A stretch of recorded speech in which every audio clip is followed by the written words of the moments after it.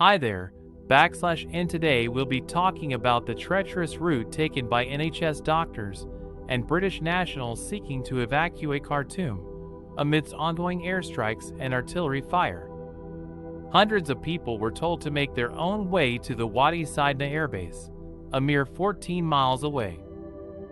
Any progress they made was hindered by the fighting between the Sudanese armed forces and the Rapid Support Forces. Said Ahmed al-Mufti, a human rights advocate, the army appears to be following individuals or groups of 2 or 3 RSF soldiers.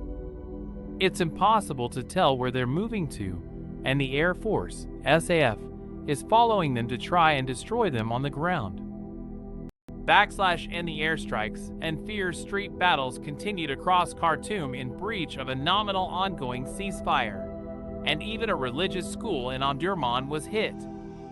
As residents in nearby central Khartoum reported hearing the clashes firsthand, hundreds of people raced towards Wadi Sidna airbase, a location on which the British ambassador, Giles Lever, pinned a strong focus on evacuating.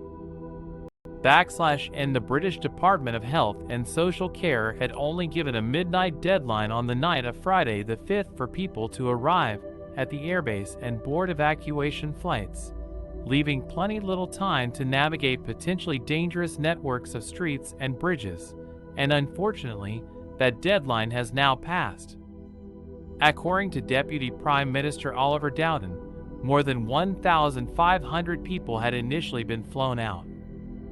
NHS doctors working in the UK and their dependents, who had traveled to Sudan during the Muslim holy month of Ramadan, were encouraged to bring their proof of employment alongside them as they fled the country and attempted to catch an evacuation flight. The SCDO had instructed those people to initially travel to Port Sudan on the Red Sea coast, an 11-hour journey from central Khartoum itself. The British Medical Association had requested the Foreign Secretary then, James Cleverly, to allow the evacuation of those who worked for the NHS and did not have a UK passport, yet unfortunately, many still failed to make the flight back to safety. It's now for us to hope that those still in Khartoum will find a way to safety. To not just the countless British nationals, but all those forced to find their way out of the airstrikes and fierce street battles, amidst possibly the greatest traumatic experience they may ever face. Hopefully they can be comforted by the British government's recent efforts, late as they may be, to ensure that those who risk their lives in service to our nation can be safely returned home. This has been a harrowing story of UK nationals and those working in the NHS attempting to evacuate Khartoum amidst ongoing airstrikes and artillery